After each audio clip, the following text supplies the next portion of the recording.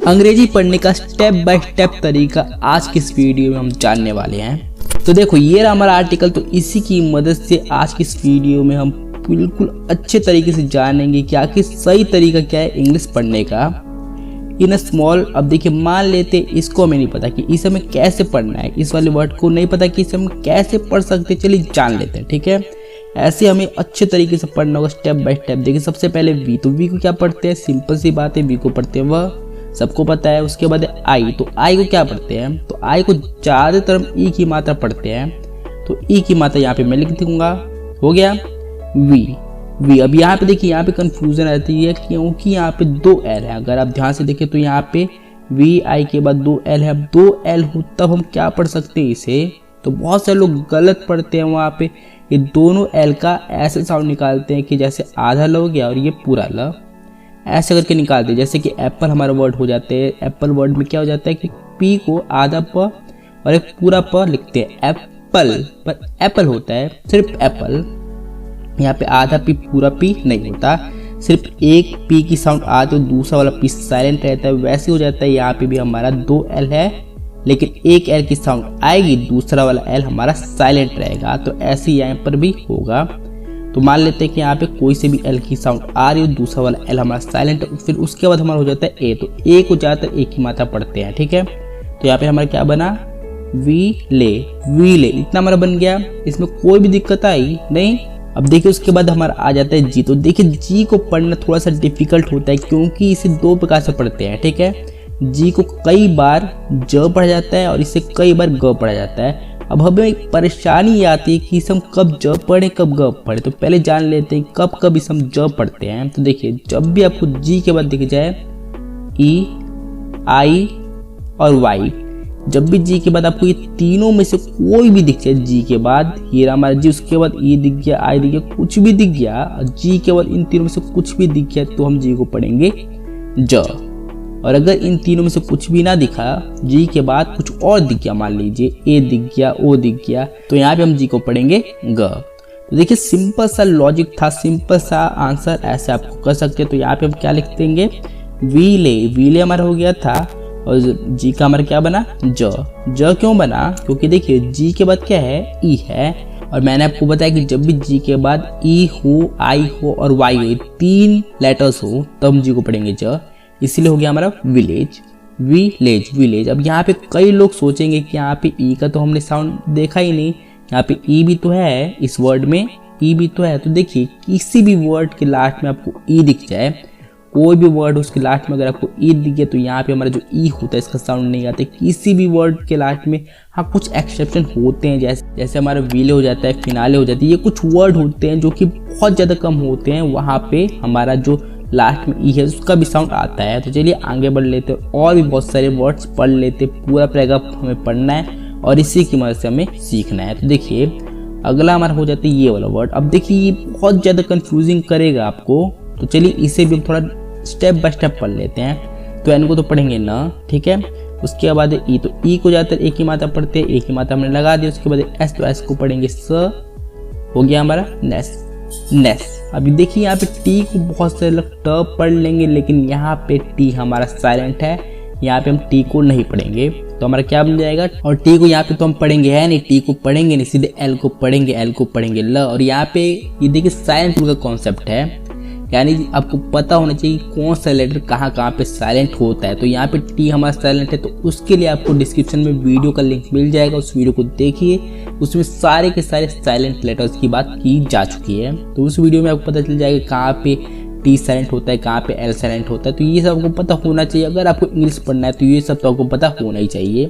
फिर देखिए उसके बाद है ई, तो ई को नहीं पढ़ेंगे यहाँ पे क्योंकि जब भी किसी भी वर्ड में वर्ड के लास्ट में ई और डी एक साथ होता है तो यहाँ पे जो हमारा ई होता है इसका साउंड नहीं आता है, सिर्फ डी का साउंड आता है। हाँ आता है, रूल्स हैं जहाँ पे ई का भी साउंड आता है, जैसे अगर डी के बाद ई डी हो, डी हो फिर उसके बाद ई डी हो तो यहाँ पे ई का भी साउंड आता है और डेड बन जाता है। ई का साउंड एक ही मात्रा के आता है, लेकिन क्योंकि यहाँ पे डी तो नहीं है और ना ही टी है, क्योंकि अगर टी हो उसके बाद ई डी हो तो यहाँ पे भी ई का साउंड आएगा, और ना ही यहाँ पे डी है और ना ही यहाँ पे टी है, तो यहाँ पे हमारा जो ई है इसका साउंड नहीं आएगा। ठीक है, बस आपको ये समझ लेना है कि अगर किसी भी वर्ड में आपको लास्ट में दिख गया ईडी दिख गया तो यहाँ पे ई का साउंड नहीं आएगा। हाँ, अगर वर्ड के लास्ट में आपको ईडी दिखे लेकिन उससे पहले या तो डी हो या तो टी हो तो यहाँ पे आपका ई का साउंड भी आता है। तो बस ये आपको समझ लेना है और आपका बिल्कुल अच्छे तरीके से काम हो जाएगा। चलिए आगे पढ़ लेते हैं। In a valley between two great mountains there lived a young. अब देखिए यहाँ पे इस वाले वर्ड में भी बहुत सारे लोगों को कन्फ्यूजन होता है, तो चलिए इसके बारे में भी बात कर लेते हैं। तो देखिए यहाँ पे वाई को हम य पढ़ रहे हैं। अब देखिए बहुत सारे लोग कन्फ्यूज होते हैं कि यहाँ पे हम वाई को य क्यों पढ़ रहे हैं। स्कूल में सिखाया जाता है कि हम वाई को य ही पढ़ते हैं, लेकिन अगर आप इंग्लिश पढ़ो ध्यान से तो आपको पता चलेगा कि यहाँ पे जो वाई है इसे हम 3 प्रकार से पढ़ते हैं। या तो हम वाई को पढ़ेंगे ई की मात्रा, या तो हम इसे पढ़ेंगे आई, या तो हम इसे पढ़ेंगे य। 3 प्रकार से पढ़ते हैं।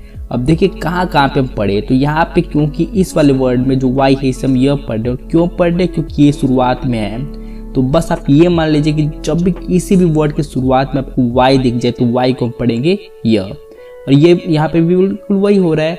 और ओ और यू ये दोनों जब भी आपको एक साथ दिखे तो ज़्यादातर इससे आओ पढ़ा जाता है और अ भी पढ़ा जाता है। तो क्योंकि यहाँ पे हम इसे अ पढ़ रहे तो हम लिख देते हैं सीधे अ हमारा हो गया, एन को पढ़ेंगे न और जी को पढ़ेंगे यहाँ पे क्या पढ़ेंगे बताइए।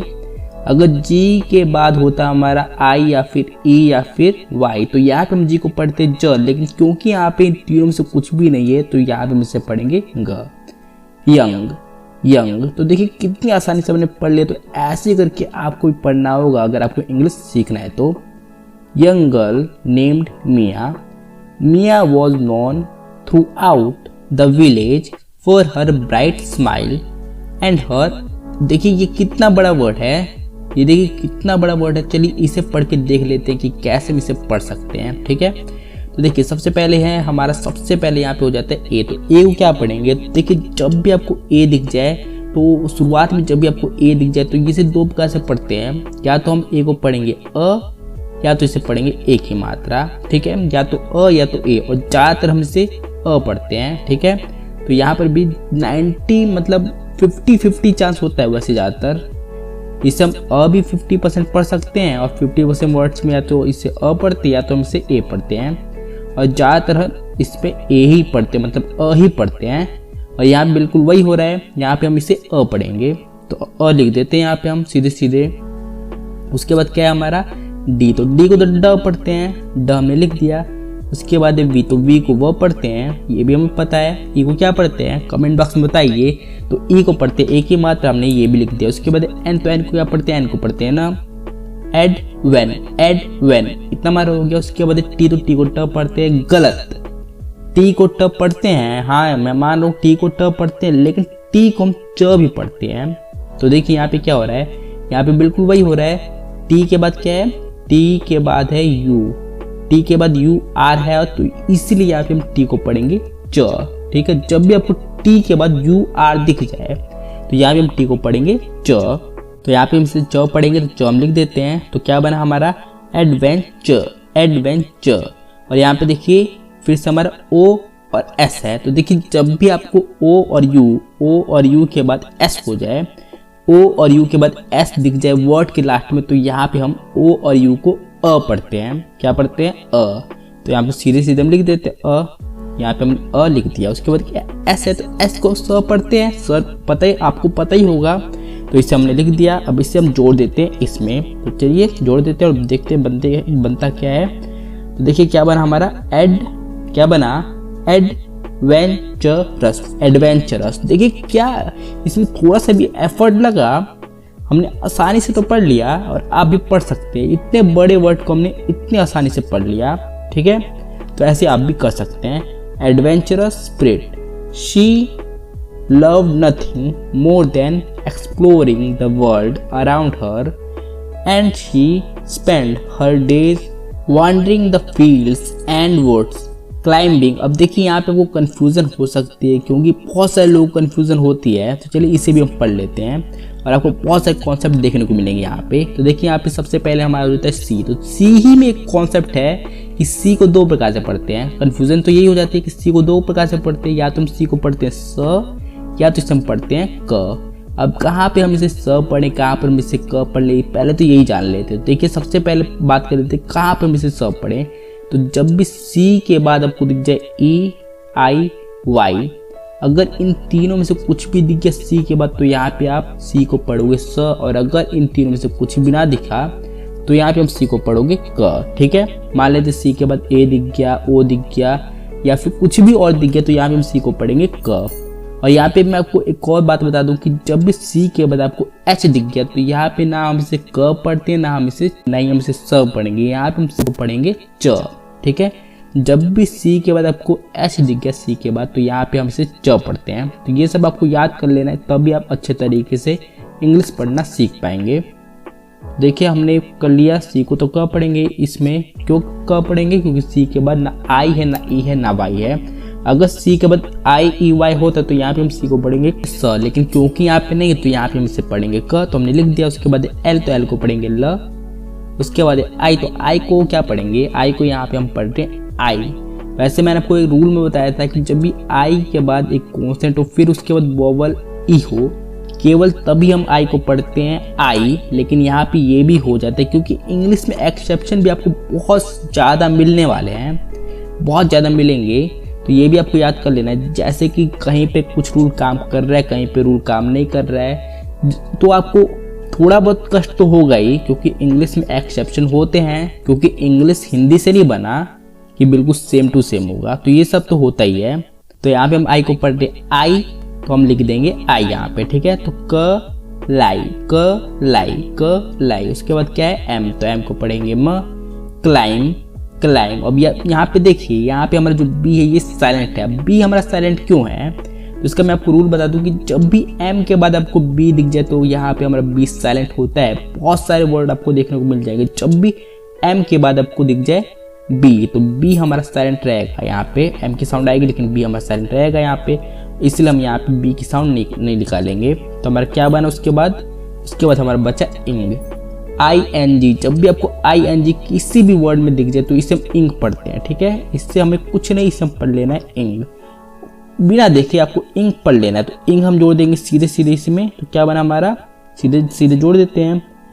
ये क्या होया इसमें, तो बन गया मी ग मिंग, क्लाइमिंग, क्लाइमिंग, क्लाइमिंग। देखिए कितनी आसानी से हमने पढ़ लिया, और ऐसे आप भी पढ़ सकते हैं बिल्कुल एफर्टलेसली। ठीक है, climbing trees and chasing after butterflies, तो ऐसे करके आप आसानी से पढ़ सकते हो। One day while exploring the woods, Mia came across an old run-down cabin. The cabin was hidden away in clearing, and it looked as though no one had lived there for many years. तो ये था हमारा reading exercise. और अगर आपको ये video lesson मुश्किल लगा होगा तो इसका मतलब है कि आपका इंग्लिश लेवल बहुत ज़्यादा कम हो गया, मतलब आपको बहुत ज़्यादा सीखने की ज़रूरत है। आपको बिल्कुल ज़ीरो से सीखने की ज़रूरत है इंग्लिश। और अगर आपको इंग्लिश बिल्कुल ज़ीरो सीखना है, सच में हिम्मत है, तो बीच वाली वीडियो पे क्लिक करो और सीख लो।